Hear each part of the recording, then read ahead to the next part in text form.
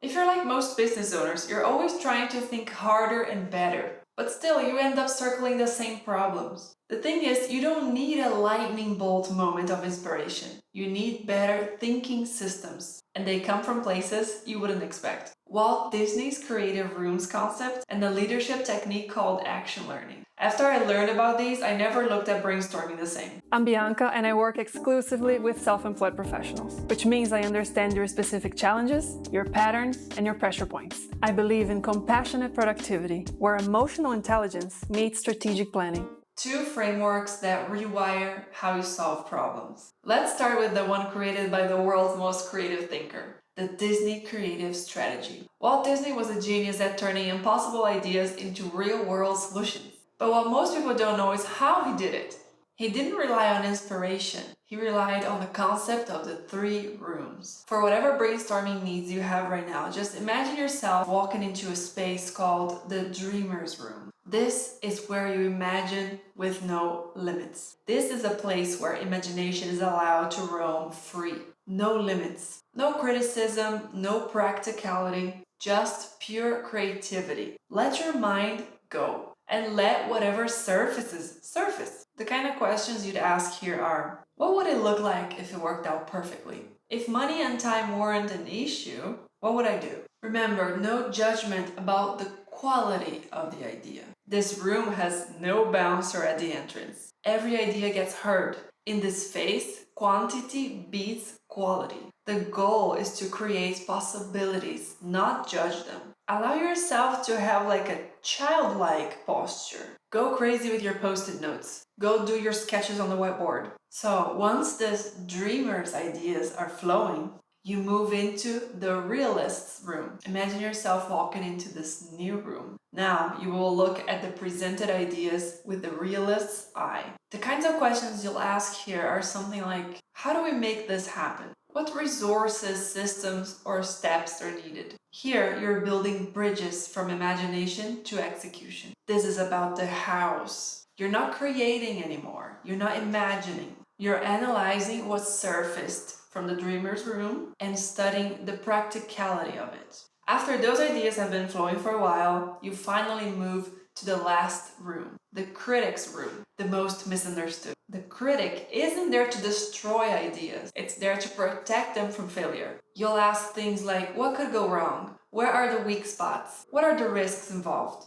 What needs strengthening? You see how this works? The key takeaway here is to never mix these modes. When you dream, you don't criticize. When you criticize, you don't dream. Mixing them kills creativity before it even starts. Unfortunately, that's our usual thinking habit. We start poking holes the second an idea emerges. And we do that to ourselves and to our teammates, which is a surefire recipe to kill creativity and spontaneity. After going through the 3rd room, the critic's room, gathering all that info, now you go back into dreamer's room to integrate all the new knowledge from the other rooms. We find creative ways to incorporate the new feedback from both the realist and the critic. So you repeat the process of going through each room until everyone's satisfied, until the dreamer is happy, until the realist is happy, and until the critic is happy. You can do this on your own, but also with a team.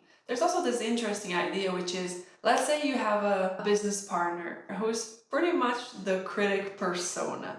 They're just very natural at poking holes. So what you could do is go through the first 2 rooms on your own, but then for going into the 3rd room, the critic's room, you specifically call your business partner to showcase the ideas and let them poke the holes. Take all that feedback, go back into solitude, into room number 1, dreamer's room, to find creative ways to incorporate the new feedback. And you keep doing that cycle until you're satisfied. Now that you learned Disney's way to separate these modes, let's learn another way to curb jumping to conclusions and hasty decisions, especially designed for teams. Action learning. There's this quote from Einstein. If I had an hour to solve a problem, I would spend 55 minutes thinking about the problem and 5 minutes thinking about the solution. This summarizes this methodology. Action learning is a decision-making process used by companies like Boeing and GE to solve complex problems fast. But here's the twist. In action learning, people don't give advice. They only ask questions. We're taught that good leaders always have answers and know what to do. But in practice, advice often shuts down real thinking. When people are offered a path, they stop exploring. So with action learning, you form a group of 4 to 8 people. One person presents a real business problem, and everyone else can only ask open questions. Like, when has this started? What's the real challenge here for you? What are your assumptions? The answers, short and concise. Anyone can ask anyone or target the whole group.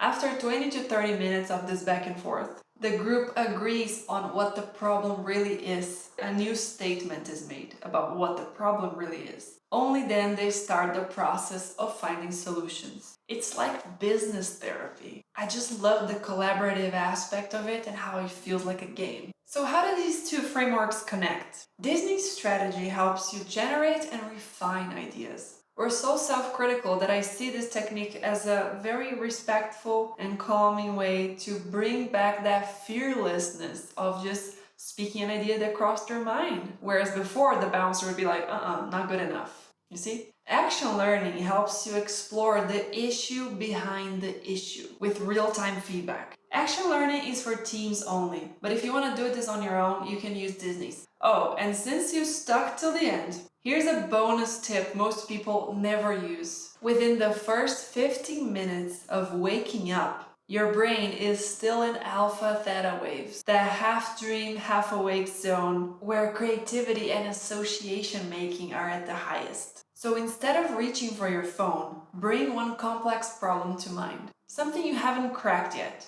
or an interpersonal issue.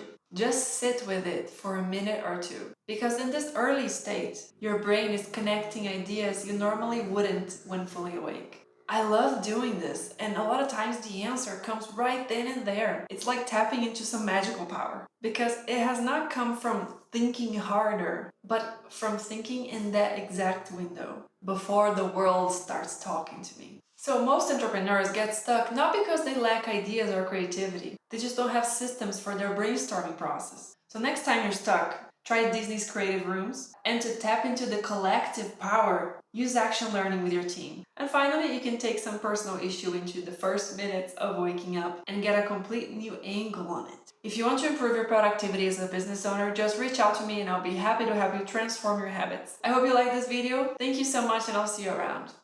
Impossibles. On what? A framework. We start poking holes. We find creative rays.